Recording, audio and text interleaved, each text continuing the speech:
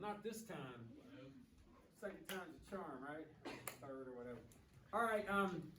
So y'all watched that video yesterday. I'm hoping. If you did not, you can nod like you did, but you have to go back and look over it. Even though we're going to review real quickly some of those rules that popped up. And if you have any questions, a lot of times you can look at my solutions and figure them out. But these book solutions, a couple of you brought it to my attention in your meets. They're just awful. And I want to just tell you up front what you normally see in the book. And we're going to use the book very little after these first couple of chapters or whatever. But the book solutions, they're constantly trying to simplify everything.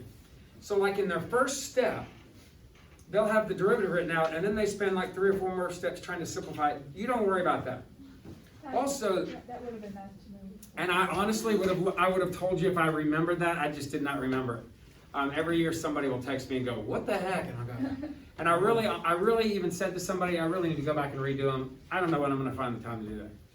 Like, I literally got home yesterday at 6. At 6, and my wife goes, "Oh my gosh, you're early." I mean, that should not happen to a school teacher. But anyway, it is the life we lead. So I want to review you on these rules, and the couple rules that you saw, and there's another one I just didn't have room to fit in here, but it's the natural log, how to take a derivative there, an exponential function with base e, and then even though the AP test will not have base logarithms other than base e like a ln, or base exponential functions, unless it's a calculator problem where you can just let the calculator do the work, colleges do.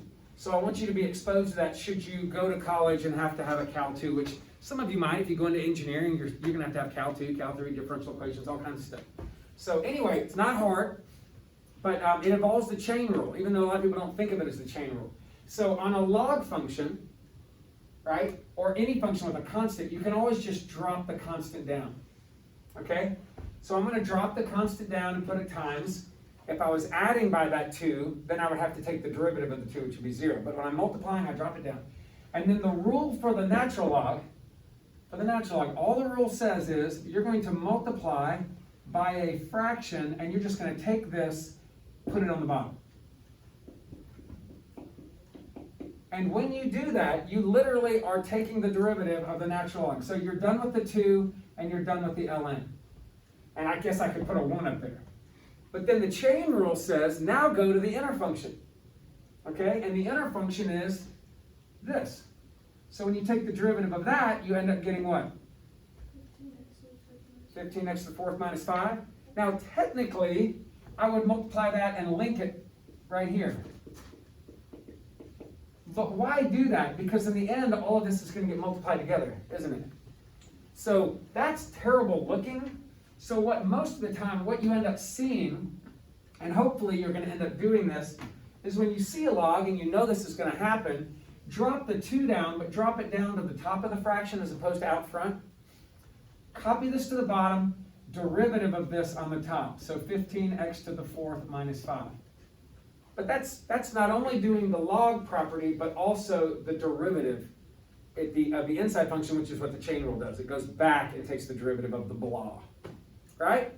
Now, one thing that you don't see here, that you will see here, is technically, in the denominator, I also multiply by the natural log of whatever the base of this log is.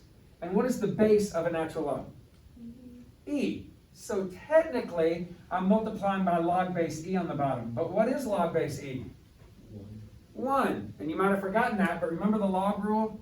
Log base x of x is 1, because that kind of cancels. So log base e of e would also be 1. But we don't write it log base e, we write it ln. So ln of e is 1.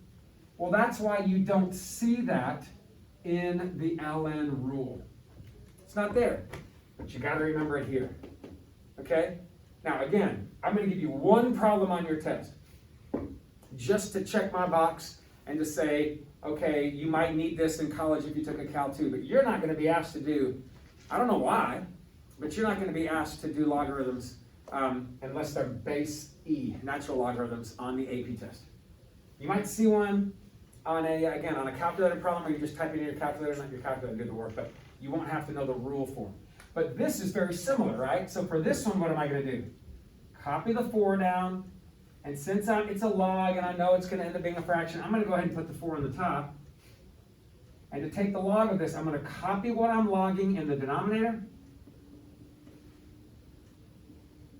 But technically, instead of having ln of e, I'm going to have ln of 3.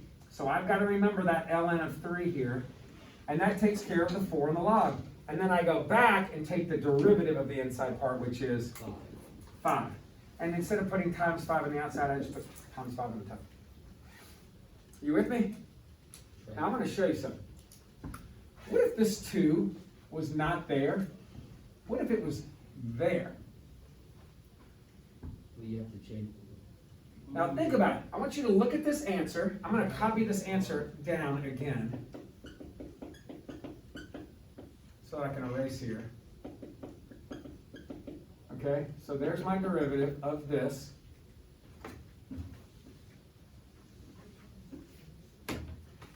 If this was the way the log was given to you, which isn't that the same thing? You know, with logs, you can take an exponent and swing it to the front and vice versa. Remember that in pre-cal and algebra 2? Some of you are like, yeah, but you can. Now, don't confuse that with just a regular exponent. People get really happy with exponents after logarithms. They start taking exponents and moving them out to the front. Yeah, x to the 5th is 5x.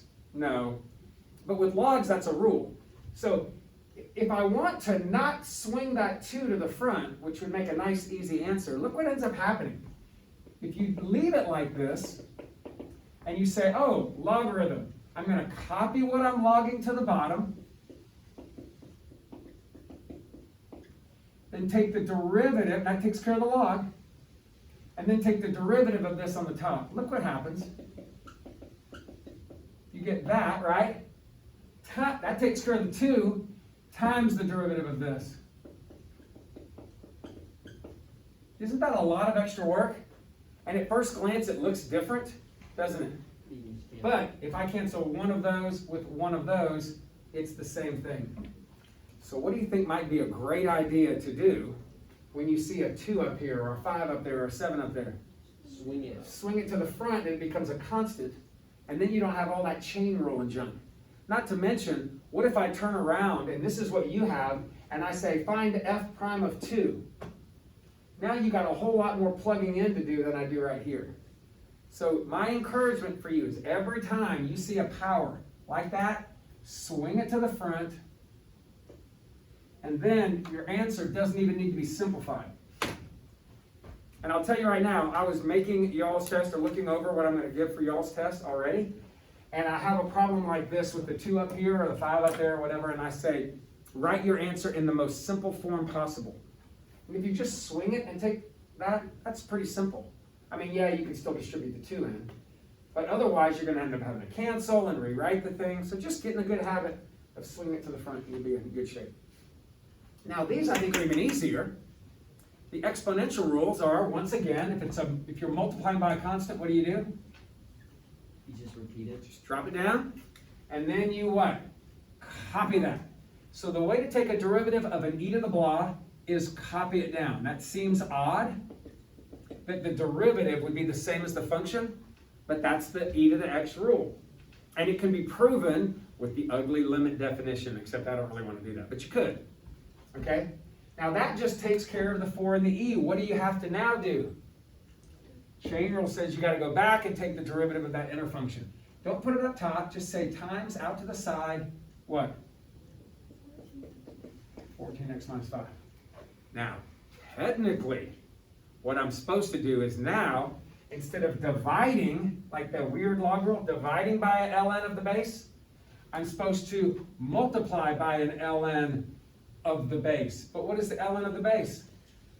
1. ln of e is 1. And that's why that doesn't show up in this rule. Just doesn't show up. But and you're done. Here, you're finished. Now on this one, exponential function, what's my rule? Well, copy down the constant, because I'm multiplying by it. Copy that down. And that takes care of almost all of that. But technically, what do I also have? Not an ln of e, but an Ln of 3. ln of 3. Now that completely takes care of the function, but I still have to go times what? 14x minus 7. 14x minus 7. Oh, wait, no, it's 8x. Oh, sorry. minus 7. 8x. Listen to what you're telling. 8x minus 7. Sorry. You're good. Y'all with me? So the most missed thing on my test, well, I don't know if it's the most missed thing. A very missed thing on my test is people forgetting that and that. And if you on this, if you did everything right but that, I'm gonna slash it. I'm gonna take half off because that's the only time I'm checking that this year, arguably. All right? But I do kind of want you to know that that's out there. So at the very minimum, you show up in college and you're taking Cal 2 and they throw out that derivative and you're like, what? Oh yeah, and there's something back there that can be brought forward. You with me? And then the very last thing was absolute value. And there is an absolute value definition of a derivative. So if I had something like, and I said, all right, take the derivative of the function with respect to x. I'm just writing it different ways. So what's our rule? Help me out. So copy that to the bottom, unchanged.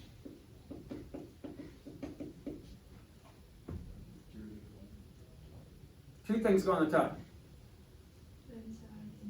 The inside part and the derivative of the inside part. So copy it, inside part, derivative of the inside part. There's your derivative. Okay? And then the very last one I mentioned was, what if you happen to have a natural log of an absolute value of something like 3x minus 5? You just ignore the absolute value. In that case, you can ignore the absolute value. And I showed you why, and there is a proof of that in your book too, but I showed you why. A lot of stuff ends up simplifying and canceling. But if you see that, you can basically see this as just a natural log of 3x minus 5, which makes your math a lot simpler, because that way you don't have to mess with this absolute value definition in there. So if you see an absolute value around it, you can ignore it with the natural log, and then you can just say, oh, well then the derivative is just copy it, derivative on the top, and you're home free. So if you've got those rules down, you're great. The only thing we have left to talk about is trig derivatives, and that's what we're going to look at today. So,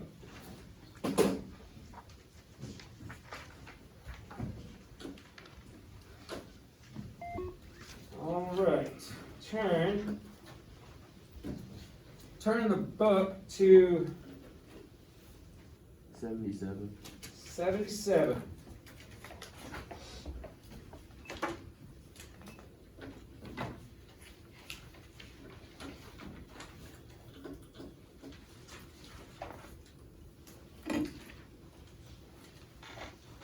All right, so let me give you,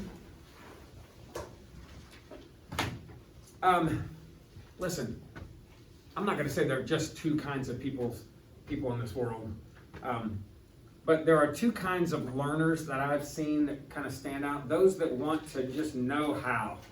Just give me the how, let me do it, let's move on. And there's some that are always like, why? Like when I ask you what the derivative of tangent is, and it's secant squared. That's odd. Why would the derivative of tangent be secant squared? Or why would the derivative of secant be secant x tangent x? It just seems odd. So I've always been the guy that wants to know why. Now, I don't need to know why.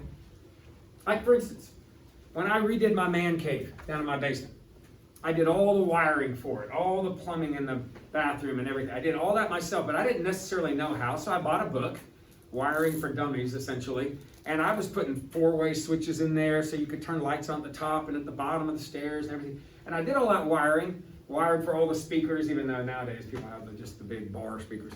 But I did all that, and I don't remember what I did, but it was nice to know why, so that I didn't burn my house down later, right? So I have everything to code, everything works great. So the why was important for me. I want some of you to see the why, but if you're like, I don't care, and you're better off just knowing the how, that's fine.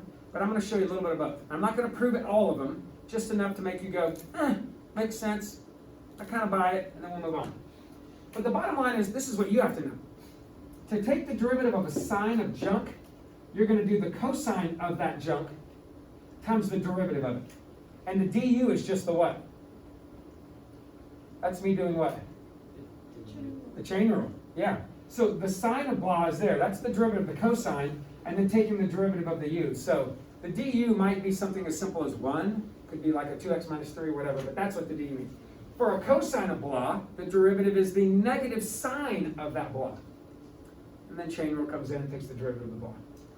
For the derivative of tangent of something, it's secant squared of something times the derivative of that something. For the derivative of cotangent, it's negative cosecant squared of something times the derivative of that something. For secant of u, and this is tricky for some people, it's the secant of u tangent of u. So if u is a big ugly function, that big ugly function has to go in here twice. But then, when you're done, you take the derivative of the u just once. So make sure you put that in there twice, and then the derivative once. And then same thing with cosecant of blah, you're going to do negative cosecant blah cotangent blah. So that u, the blah stuff, goes in there twice, and then, now that you're done with the cosecant, the derivative of the u. And if you just learn those 6, that's all you need to know about trig derivatives. And that, off the top of my head maybe, or those are all your rules that we'll know for derivatives. Are you with me? Okay, now I'm going to show you why in a second, but a couple little connections I want to show for you. As you're learning these, it's easy to get them confused.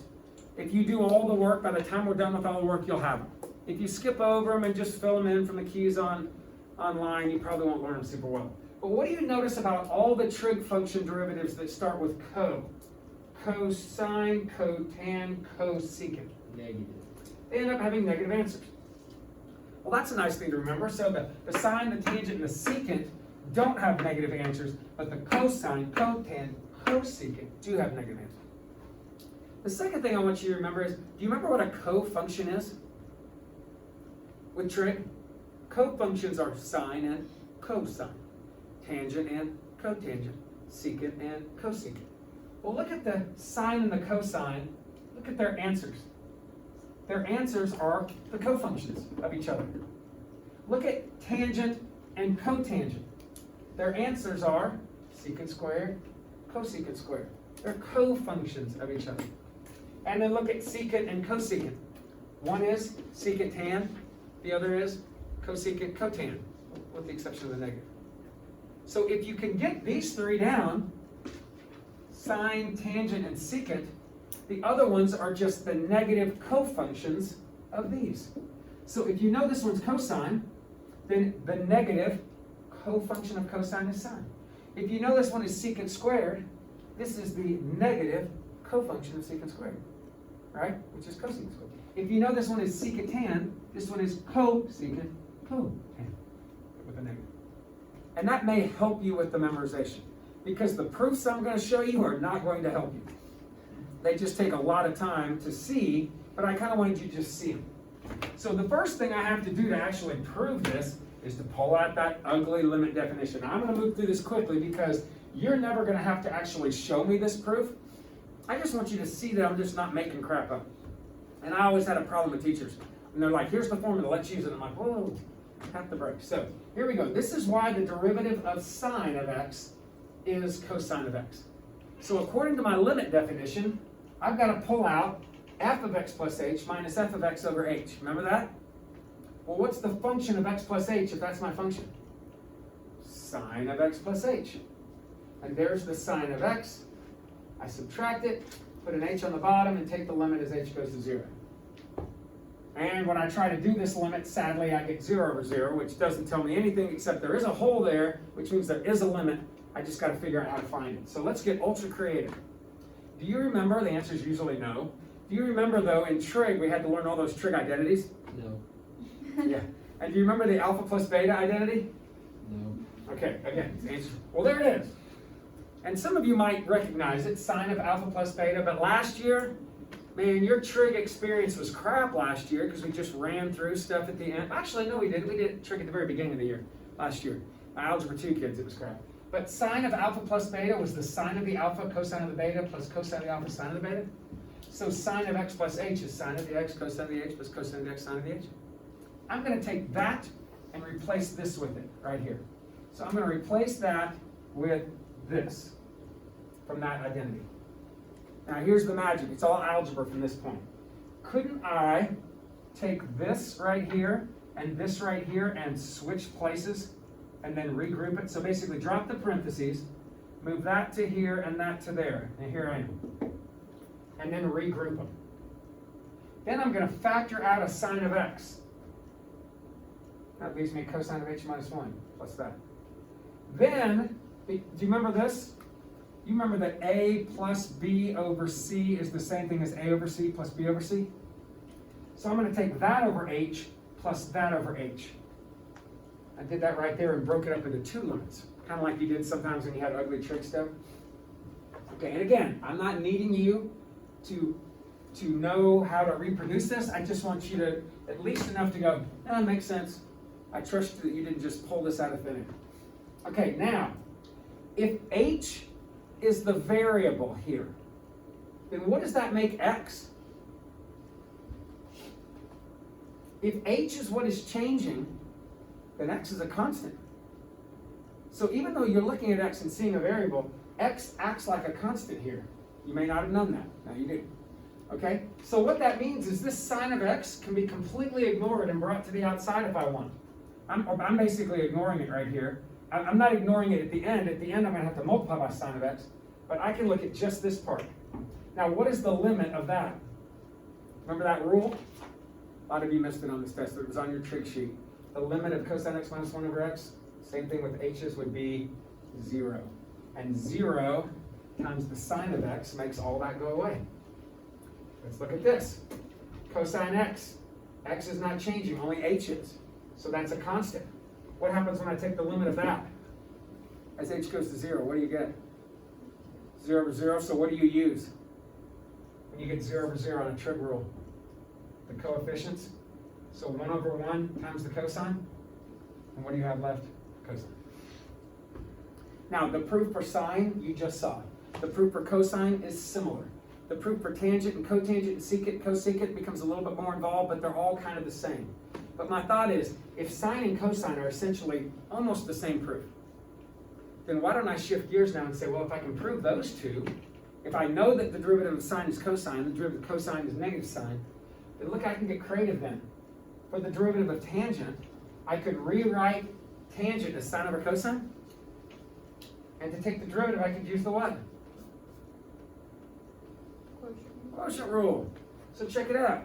So for this, I could say low derivative of the high, since I've already proved that the derivative of sine is cosine, bam, minus high derivative of the low. I know I technically didn't prove it, but if it's pretty similar to the proof, negative sine x over the low squared. And then look what happens when I clean it up. Cosine squared, two negatives is a positive, sine squared, and what identity is that? Cosine squared plus sine squared. 1, still have the cosine on the bottom, and a cosine squared on the bottom is the secant squared on the top. And I can prove all the other ones using quotient rules, because secant isn't secant 1 over cosine, and cotangent's cosine over sine, so I can use quotient rules for the rest. Now, you do not have to do that, okay, at all. But I just wanted to show you, and also you can ignore these inverse ones. We're going to come back to those later. So you can learn them if you want. You're going to have to know them, or at least the sine and the tangent one. Those are the ones that show up on AP tests. But I will come back to those because technically to prove them, we have to know implicit differentiation. I know I keep saying that, but we haven't gotten to that yet. All right, so let's take a look at how I actually take a trig derivative. Now, it's important for you to understand that when you see trig derivatives, there's going to be a buttload of chain rule going on. Okay? When you look at this right here, you've got a sine function. You've got a power on the sine function. You've got a cubic function and a power on the cubic function. So what does the chain rule tell you to do? We always start on the what? The very outermost function, right? And start working our way in. That's what chain rule does. Now when you look at this, what does it look like the outermost function is? It looks like it's the 7. or possibly the sine. But that's because math teachers math creators have kind of screwed you in this regard. This 4 right here, sine 4 of blah, is really this. And you're not allowed to rewrite it like this. I don't want to see you do that. But that 4 that's right off the sine, it's the same thing as me doing the whole thing to the 4th. So technically, what's the outermost function? The 4. So what we're all tempted to do in our souls, at least right now, is to go, well, if that is this, then why don't I write 4 parentheses sine 5x cubed minus 4x squared to the 7th cubed, and be done with the 4 and then move on to the next function. And that's perfectly logical except for one thing, it's just bad form. Okay? We don't want that 3 on the, we don't want that 3 on the very outside. Where should that very, very, very outside, not this 7, but what should that 3 really be? Right there. Are you seeing this? But that's just because the way some math god created it, and we got to just stick with good form. So instead of writing this, we're going to think this though. So when I look at this, I go, oh yeah, that 4 is really there. So if I were to take the derivative with respect to that, and we always do that first, start with the a first. Okay? I'm going to go 4, copy the blah down, 4, copy the blah down, 3. That's me doing this, 4 blah 3. Are you seeing that? But you have to do that first. Now, if there is no 4 there, then you just skip that step, and you move on to the next step. Now, once I'm done with that 4, now what do I have? The sine of that. So what's the next function? First deal with the a, then the trig function. The trig function says, again, I'm not looking at the 4 anymore. It's already been taken care of right here. 4 blah 3. What's the derivative of sine of blah? Well, we just learned that. The derivative of sine of blah is cosine of blah. Now you got to know that rule. You don't have to know the y, but there it is. Cosine. And whatever was left was, this is now the blah. So cosine of that. And you can see that right here. And what did that take care of? The trig function. Now what's left? Back to the 7th, which feels like we've been doing that a while now, right? Even though it's been a couple days. So all I have left is that to the 7th. So 7 blah that. So 7 blah 6. That takes care of the 7. And then finally the derivative of the very inside part, 15x squared minus 8x. So first the a, that's what you deal with first, if there is one. Then the trig function, that's what you deal with second. Then the power, that's what I did here, 7 blah 6. And then finally the u, derivative of the u. And you got to go in that order. And if you don't go in that order, it's going to be a nightmare for you. And no, you can't take this a and swing it up and make it with that b, because remember, that a right there is not on the outside with the 7, it's on the outside of the whole thing. It's saying I basically have 4 sine of blah to the 7s. Sine of blah to the 7, sine of blah to the 7, sine of blah to the 7. I have 4 of them. Okay? Now, once you do a couple of these, the order will be hopefully second nature to you. But again, if you're just looking at the homework and copying crap down, you're not going to see your mistakes and learn from them. So let's check out a couple and see if we're good. Look at number 1. What do I got going on number 1? 2 trig functions joined by a minus. So what do I do when they're joined by plus or minus? Do them each separately. So let's do the first one. So the derivative, y prime or dy dx or whatever. It's 2 times, so I'm going to drop the 2. And then what's the derivative of cosine? Negative sine. Now what am I doing wrong here? Negative sine of x. That takes care of the cosine part. And then what's the derivative of the x? 1, so I don't need positive. Now what did I just do wrong here? It looks like 2 minus. But what is it supposed to be? 2 times. So put that in parentheses. Or if you can see enough ahead, you could write it as negative 2 sine x. But some people at this point aren't ready for that, so that's fine. Now, go to the next one. Minus, I'm going to drop that minus down. How do I take a derivative here? Minus 15 sine. Now why 15, George? Because 5 times 3 is 15. Because the first thing I deal with is what? Oh, yeah, the The exponent. power on the trig function. Not the power on the blah or the variable, power on the trig function. So with that 5, I'm going 5 times the front, copy the sign of blah down, and then change the 5 to a 4. And that only takes care of what part of this? Just the exponents. Just the 5, right? And technically the constant. I haven't even gotten to the trig function yet, have I? I'm just doing the chain rule. Starting with the power's done. Now, what's the derivative of the sine of blah? Cosine is. So I write cosine of blah. That takes care of the derivative of the sine. Now what's left? Nothing. The derivative of the x, which is just 1, so I don't have to bother with times 1, but technically it's there. And we're done. And if you wanted to clean this up, you could change it to negative 2 sine x, but again, we're not worried about that right now. And sorry that the book keeps doing that. You do not have to. What do you see here? I see a product rule. I see like a parabola function times a trig function. Even though that's not in parentheses, and I need that in parentheses, it is that times that, right? And anytime you have an x over here and an x over here and you're multiplying, it's got to be a product. So what's the derivative? Square plus 1. So first times the derivative of the second. Now what is the derivative of secant of blah? Secant of the blah, tangent of the blah. So whatever that is, it has to go in there twice. That takes care of the secant part. What's left? Times the derivative of the x, which in this case is 1. Firsty second Plus plus, secant x. I go back and say, all right, second times d first.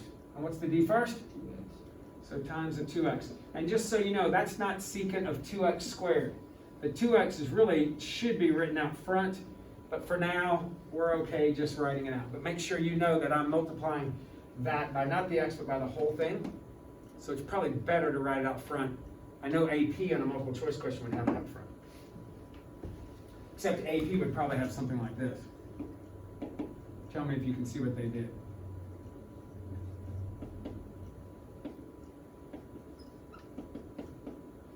They would probably have. They love just doing stuff to mess with you.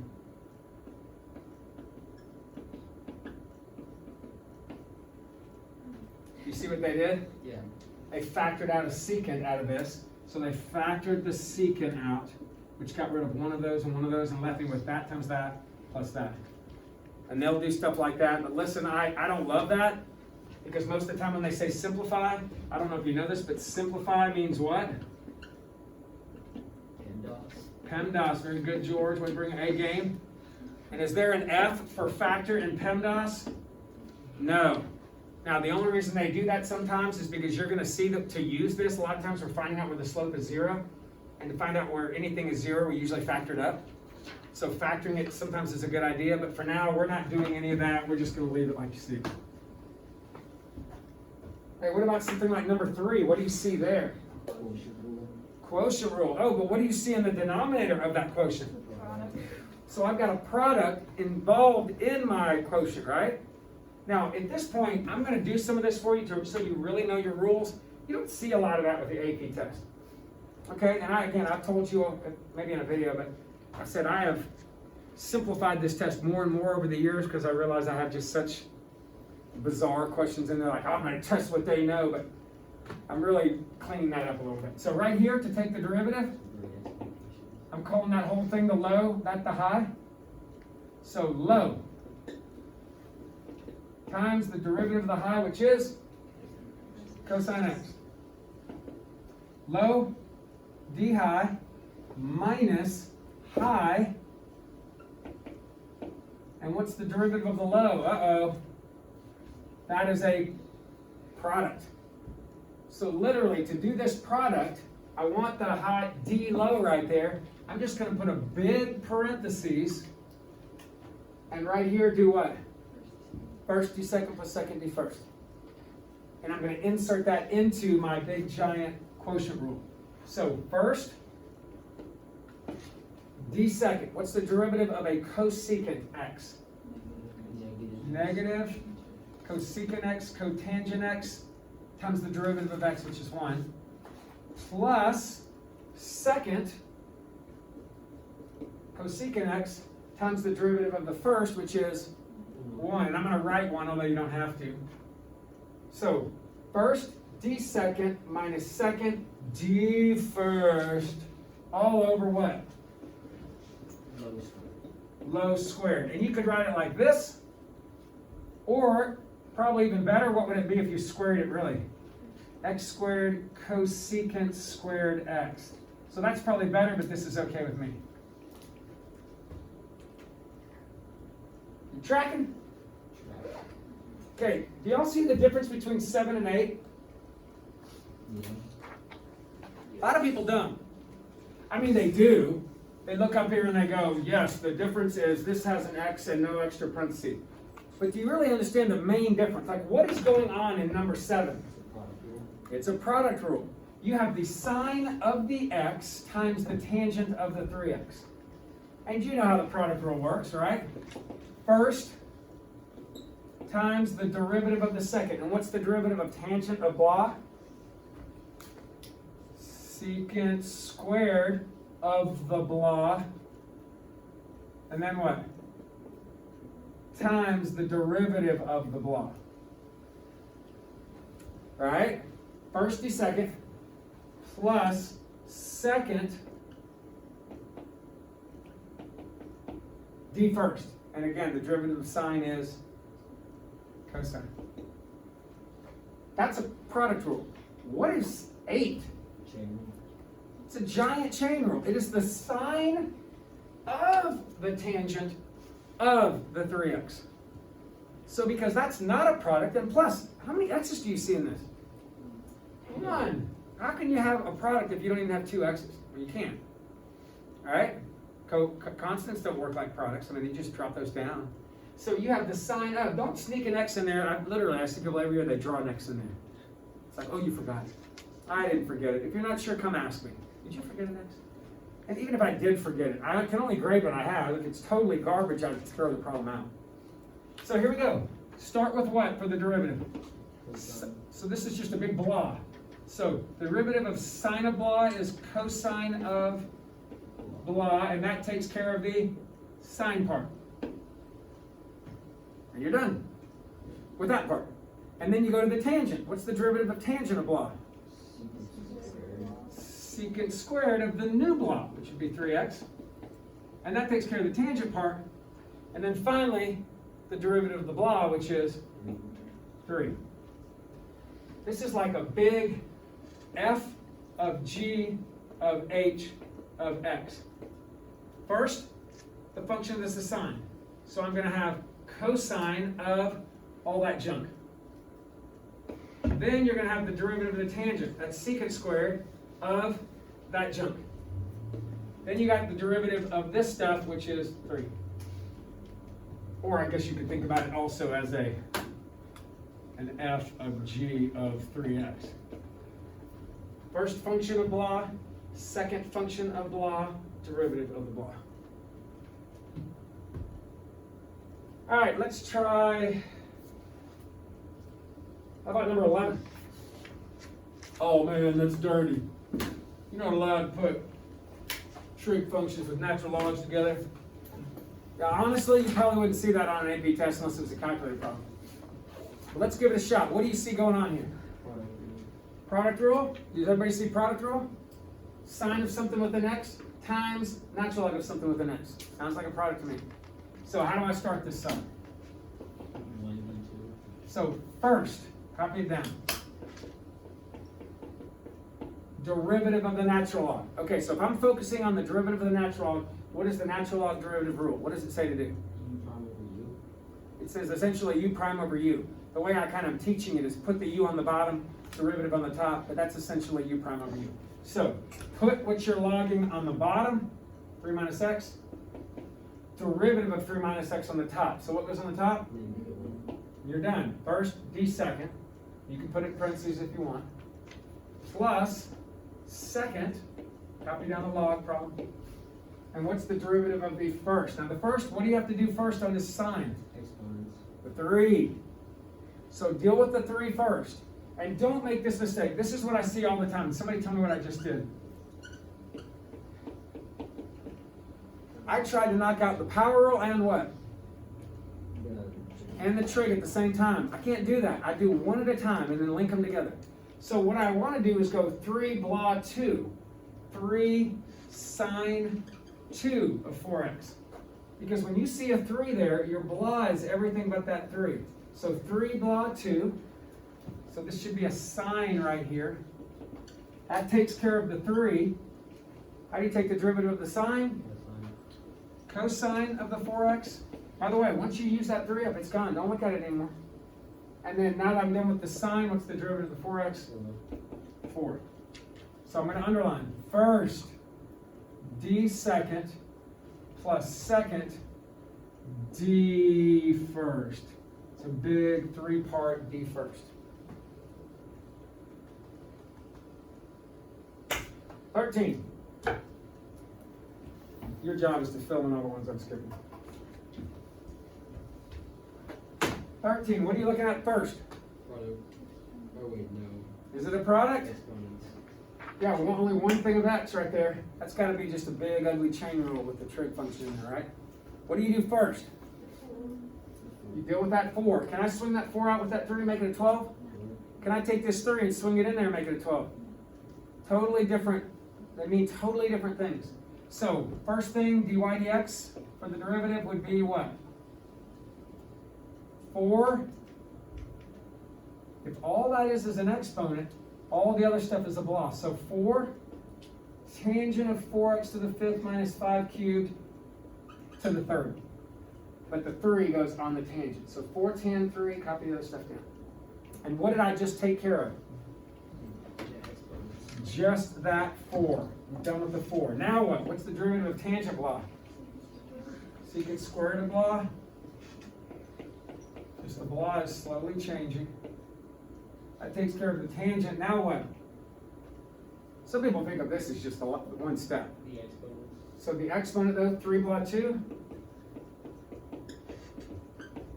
That takes care of the 3, and then finally, oh, that's a 5. Why did it suddenly become a 2? Sorry. And then the last step, 20x to the 4th. So, exponent, trig function, other exponent, inner blah. Big, ugly chain rule.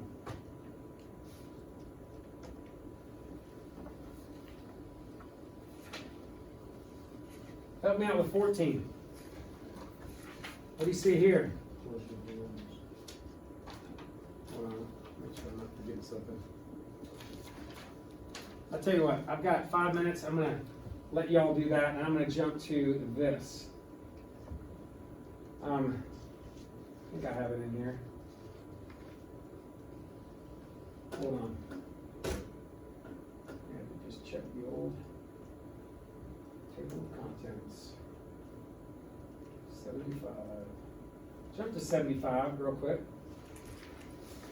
Average rate of change. I'm throwing out a topic for you. Okay, so average rate of change, this is on page 75, is a definition you really have to understand. Now, what does rate of change sound like? Slope, a derivative. Now, rate of change, when we talk about a derivative, is not a derivative everywhere. It's a derivative where? At a certain point. But what happens if I go like through a whole part of a function? Like say I'm cruising through this exponent, not exponent, it's just big cubic function. What is happening to the slopes? They're constantly changing. Well, the average rate of change is sometimes a nice thing to know. Like if you are driving to Colorado and you start out, man, it's like 4 in the morning, you get an early start, you're cruising down the interstate at 85 or whatever. I don't condone speeding, but you're cruising down the road, and then sometimes you stop and go to the bathroom, which now it's affecting your total average rate of change, your whole total average speed, right? And then you go a little bit, then you get stuck in traffic in St. Louis or whatever, and things are constantly changing. What really matters is, what was your average speed from beginning to end? And I found on really long journeys, man, if you can average like 65 with kids in the car, it is a huge victory. Because and I literally, man, my poor kids, No water for you. I mean, the more water you give them, the more they'll all dehydrate at the end of the day. But I've made great time, you know. My wife just chugs water all the time. I'm like, you're killing me. You're killing our speed. Average rate of change is basically the average of the slopes. And for some reason, it's the hardest thing for people to wrap their brain around, but it's the easiest thing we do all year. Average rate of change is literally the slope from beginning to end. So if I want to know the average rate of change between A and B, it's changing every single time I move, isn't it? But the average is the slope of the line connecting A and B. What's the average rate of change from B to C? It's the slope of that. What's the average rate of change from A to D? It's the slope of that. From C to D, the slope of that. And the slope, as you know, is just what? y2 minus y1. The function 2 of x minus the function 1. That's the y2 minus y1, right? Over the x2 minus x1. It's just slope. But it's the slope from beginning to end of whatever you're talking about. Now, the average rate of change you can see was changing as well, right? But a lot of times they want to know, hey, what's your average speed from here to Denver? And you take the total what? The total distance that you traveled and divide it by the total time it took you. That sure sounds like a rise over run to me. That sure sounds like a change in distance maybe over change in time. Okay? So when you see average rate of change, make sure you're remembering that. Now sometimes they ask you in a table, hey, here's a table, what's your average rate of change? Well, if I want to know the average rate of change at x equals 2, it's kind of hard because that would be the x and y value. And I'm like, man, if I want to know the average rate of change between these two, though, I can just treat these like points, right? And go y minus y over x minus x. Now, what if does that make sense? Now, what if I want to know instant rate of change at 5? Is that the slope? That's the y value. So if you had to find the slope of the line tangent there, and I don't know the slope or the function, and I can't find the slope, what do you think I could do at 5 to get the closest guess? The closest guess to the instantaneous rate of change, I would think, would be averaging on either side of it. Because if you really think about it, if I have a function and I want to know what's happening at 5, what's that slope there? If I used a point at, say, 4, and I used a point at 8, I might get close. But that's all the information I have, isn't it? But just knowing the y value of it, just knowing, hey, the y value is over here at 16, that's not really going to help me, is it? So if I ever need to know an instantaneous rate of change at a value, sometimes what I do is I use the average rate of change on either side of it. Some people even use these too. Just wanted to throw that out there. Do the best you can with the homework, guys, and bring questions in for me or email them to me. For the sheet today?